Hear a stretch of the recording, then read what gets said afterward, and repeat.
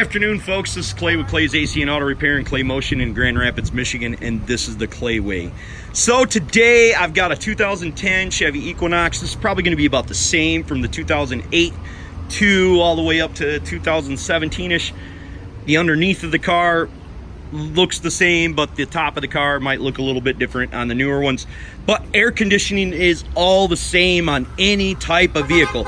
It all works under physics. What's happening inside your air conditioning system is it's making a circle. And one part of the circle, it's a gas, and the other part of the circle, it's a liquid. The liquid boils into a gas at about 21 degrees Fahrenheit. I know, that sounds like it's freezing, but that's the way it works. Because like I said, it works under physics. And because of the different sizes of the lines, like right here is a really thick line, and then the other high side line, which is where most of your pressure is at, is a really thin line. That's because it's compressed into a gas when it's down here. This is what we call our liquid line, and this is generally where we fill our air conditioning at. So I'm not gonna be like the super prescribed professional and show you, oh, how to do this all the right way. Measure this, measure that, all of that crap. I'm just going to show you guys how to do it at home and give you a little bit more knowledge on it, and you'll be super cool in the neighborhood when you know how to do this. First thing that we want to do is we want to go down to Harbor Freight and we want to buy ourselves a... Check this out. I found this whole kit on Home Depot for $141. I think that's freaking awesome. Evacuator pump. Now, it doesn't necessarily have to look like this one. This is a little bit more expensive. This thing's like 150 bucks. It's a 3 CFM vac pump. 6 CFM is about the highest, and that's a Robinair vac pump. And what that means is it can lift really hard. So the more CFM you got, the harder it lifts and the harder it pulls like liquids and stuff out of the system. We don't have to really worry about that. Most of the time our systems are evacuated and we just need to pull the acids and a little bit of moisture out of there. That's why all of us mechanics vacuum everything first. But in your situation, you want to vacuum it down because we want to check for a leak. We can check for a leak one of two ways using this system. Another system that I'm going to show you right now is a thing that I made at home where you don't need a vacuum pump to check and see where your leak is at. Okay, so this is a sweet little gadget that I actually made. I bought one of them stupid, super cheap AC Pro things that I literally hate because all you do is put Freon in there, and if you got a bad leak, it just leaks out all over the place and you're out $40, and AutoZone or wherever the heck you got that garbage from is a little bit richer. But we just take this thing and we put it right here on our low side. And this is all stuff that I just went to the hardware store and found. And then we put a little nipple on there. You're getting the idea. We're going to add shop air to this, and if we have air coming out somewhere, we can hear the leak. Now, the reason that this doesn't really cause us problems is because we can evacuate the air molecules that we put in the system, and they're not going to be there too long. Most of you guys at the shop would be all like, you can't do that. Blah, blah, blah. Well, I also don't have a $5,000 machine. I got a $2 hose. Anyways, so we would add shop air to it, and wherever the leak was coming from, that's how we'd find the leak. I don't need to do that because this system doesn't have a leak. But that would be super sick for you folks at home, and I'll give you a little bit closer look at this doodad. Nothing real complicated. A couple hoses, airline fitting. You're finding leaks on air conditioners all over the neighborhood. Maybe you're charging them 30, 40 bucks, a lot less than the auto repair shop. And if you get one of these bad lads right here, pretty much do air conditioning everywhere. The only problem is when you take air conditioning Freon out, you need to cluck that and trap it because we don't want to deplete the ozone up there. Okay, so the other thing that we need to be able to do air conditioning successfully, or even start to learn about it, and this is kind of a time process. You can get a book and read it and learn all about air conditioning immediately, or you can just do it and learn it like I did over 20 years and find out how stuff works. We're going to hook that up to the low side. We're gonna turn our little blue knob on right here. Could get these gauges over at Harbor Freight. They're about 20 or 30 bucks, not too bad. Now with that valve open, what we're trying to do is we're gonna vacuum this down to about 25, and you can see where the 20 and the 30 is there. And we're gonna shut the pump off once we get it down there, and shut this valve off and see if we have a leak. If we have a leak, that needle will raise up pretty quick. If it raises up within 20 or 30 minutes, you probably got a small leak. If it raises up within like 2 or 3 minutes, you've got a larger leak. If you didn't make the hose like me, no big deal. You can still check for a rather significant leak with the gauge. Having a gauge and stuff and a pump, and then if you buy a 30-pound cylinder like I have, which is the larger green ones, which I'll show you here in a second, you actually save hundreds of dollars because you can do this for other folks. And what's funner than helping your friends out and keep them cool? If you're cool with them, they'll be cool with you. Okay, our vac pump's been on there for about 10 minutes or so. Looking like we're gotten down to our 25. So what we're gonna do is we're gonna back off here, turn this valve all the way off, and then we'll turn our pump off. And we'll just sit and let it wait. Maybe, I probably said like 5 or 10 minutes. Usually if you have a leak, that needle will start moving up immediately. So we'll come back here in about 5 or 10 minutes, check it out, see what we got. Okay, so we let it sit for quite a while. Our numbers are still at the same spot, so we're assured that we don't have any leaks. Now we're gonna start filling it as soon as I go to the store and buy some more R134. Okay, so we got some R134A. We're gonna go ahead and put it in there. We've taken our blue hose and we've put it on our liquid side. We've taken our red hose and we've put it on our high pressure side. That's the low pressure side for you folks at home. We're gonna go ahead and start filling this. Now, every single vehicle should have a sticker similar to this that talks about R134A. And what we're primarily looking for is how much we're supposed to put in there. 1.43 pounds is what the system holds. Most systems will hold anywhere from 1.5 pounds to 2 pounds. If it has rear air conditioning, it could be upwards of about 3 pounds. We're not weighing ours out because I use my gauges. Just like I said earlier in the video, at least I think I did because I made it a couple days ago. I want it to be, the system to be operating with the fans on, and I want it to run anywhere between 30 and 40 PSI. That should be the output of our air conditioning system when we put Freon in it. Now also, like I said before, this is for at-home people. This is not the way you do it at a shop, but you can get away with doing this and it'll work just fine. It probably worked 2 or 3 seasons depending on how big of a leak you have. So now we're gonna go start up the vehicle and we're gonna turn the air conditioning on all the way full blast. Now with the Chevy Equinox, we wanna make sure that we turn it on, and we wanna make sure that it says low at the bottom of there, and we turn the fan speed all the way up. We also want it coming out the vents here, so we want that selected right there.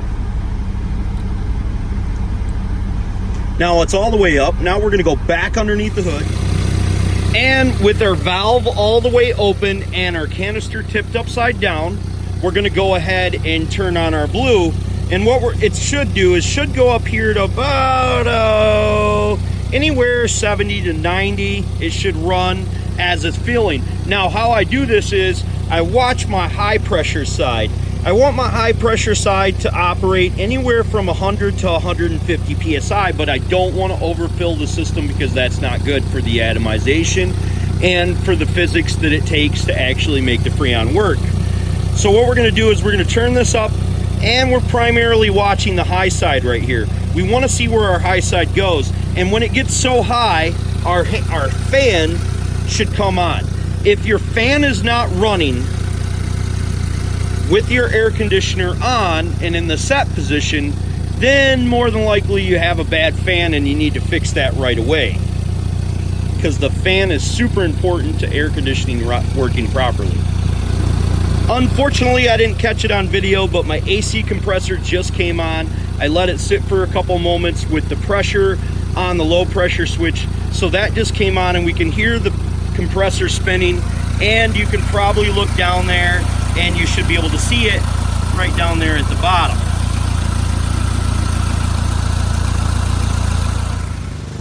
So now we're going to go underneath the hood and we're going to take a look at our clutch when the air conditioning is shut off and see what it's doing. So if we look right down there underneath the alternator, we can tell that the tip of it is not moving, and when I stick my finger in the way, it's going to kind of make that blurrier because it's going to focus in on my finger. But we can see that that part is not spinning. That is what the air conditioning compressor looks like when it's not running. And if you missed it, that's what it looks like when it is running.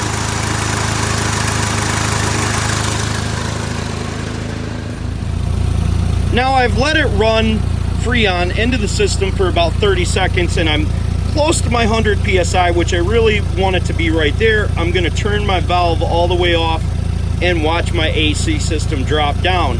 I want this low side to suck all that Freon in there. This takes a couple minutes for it to do it. So I don't want to overfill it, so that's why I only let it run for 20 to 30 seconds. Now I don't know if in your situation that this is a possibility, but I had to push on mine to get my needle to drop. That means that my Schroeder valve down inside here wasn't being pushed in by my connector. And this is what I mean by that. Down inside there, there's a Schroeder valve, just like on your tire. And up inside here, there's a little pushy that pushes down on that Schroeder valve. And that's why mine wouldn't take in Freon. So I'm gonna go ahead and turn it back on again. Let it come up to about 125, 150-ish, and then I'm going to turn it down again.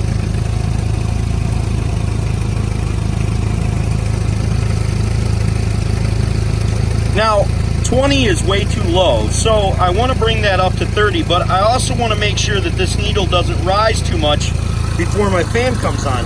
If my fan doesn't come on, which it just did,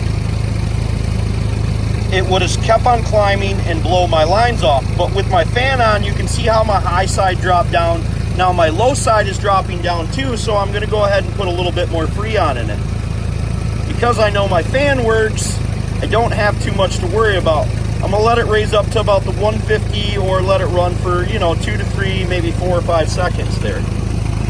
Because I can always underfill it, I can always put more in it. So if I underfill it, it's not a problem. But if I overfill it, it becomes more of a situation where I have to get the evacuator out and evacuate the system. Now I can see the needle is running at about 22, which is it's supposed to be outputting 22, so I can put my hand on the inside of the car and actually check how it's coming out and see if it's cold. Man, that's really super cold. The problem with having too little bit of Freon inside it is that it could cause gaps in the way that it operates. But because my system's running at 150 and it's running about 20, I'll bet it's outputting really well, and I can feel it on the end of my hand. I know it's working excellent right now. But what happens when you're in a severe situation where you're stuck at a light or something like that? It could actually be worse, later on. Might not work as well because I don't have enough Freon in it. But because it's working so good right now, I think I'm just going to go ahead and leave it alone. Maybe I'll go ahead and squirt a little bit more in there, just for poops and giggles here.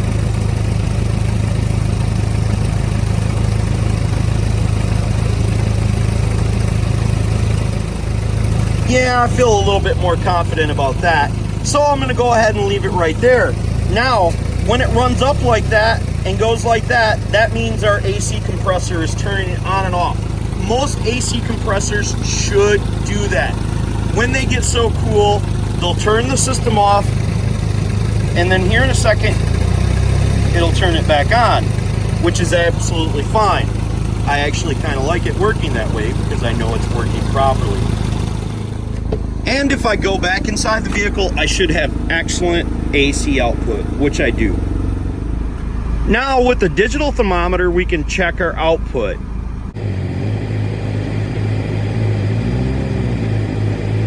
We want the output to be at least 36 degrees. If we hold it there long enough, who knows what we'll get. We'll probably get somewhere in the 20s, I'm guessing. Yeah, that's some good stuff. So 29 to 30 degrees, and you can actually see the temperature variance when the AC compressor kicks on and kicks off. This is absolutely perfect. No, I don't know the answer why it does not freeze up when it runs at 29 to 31 degrees, but it doesn't. So hopefully the video was interesting and entertaining to you folks, and you learned a little bit of something about air conditioners. Like I said, this isn't necessarily the way that we would do it here at the shop, but this is a way you can do it at home. And I guarantee you, if anyone else can do it, you can do it too. That I promise you. God bless. Please consider subscribing, clicking the notification, sharing my videos. reaching out to me on Clay's AC and Auto Repair on the Facebook Messenger. I'll be happy to answer your automotive related needs. Have the greatest of days.